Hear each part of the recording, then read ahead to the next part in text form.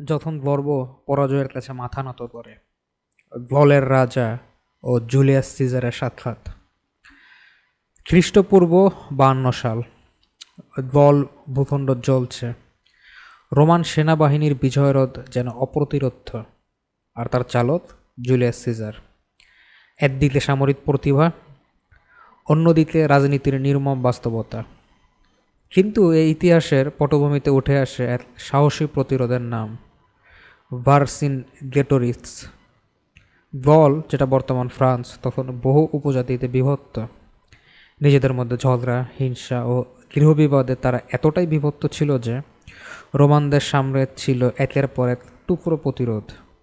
কিন্তু সে বিভক্তির মধ্যেই উঠে আসে আরভার্নি গোত্রের যুবরাজ ভার্সিনগেটোরিস।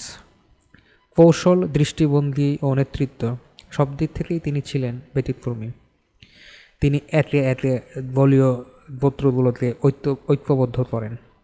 তার আহ্বানে একত্র হয় স্বাধীনতার আকাঙ্ক্ষায় জ্বলে ওঠা মানুষ, আর শুরু হয় গলীয় স্বাধীনতার জন্য শেষ লড়াই।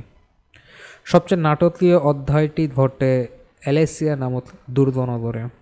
সিজার বুঝতে পারেন সামরিক শক্তি তো নয়, কৌশলে আসবে জয়। তিনি অ্যালেসিয়াকে ঘিরে দুটো সারি দেয়াল নির্মাণ করেন, একটি শহরের ভেতর থেকে বেরিয়ে আসা দলদের ঠেকাতে, আর অন্যটি বাইরে থেকে আসা গলীয় বাহিনীকে প্রতিরোধে।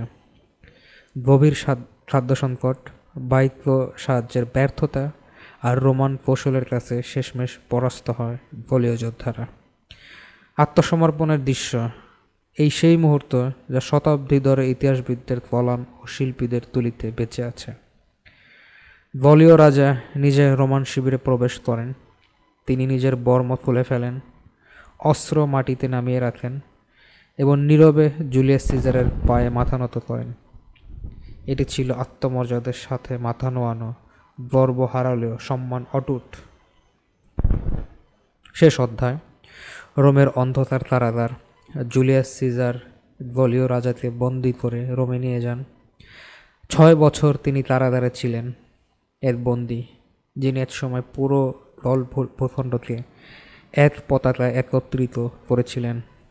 খ্রিস্টপূর্ব 46 সালে সিজারের বিজয়োৎসবের অংশ হিসেবে তাকে রোমের জনতার সামনে প্যারেড করানো হয় এবং পরে শ্বাসরোধ করে হত্যা করা হয়।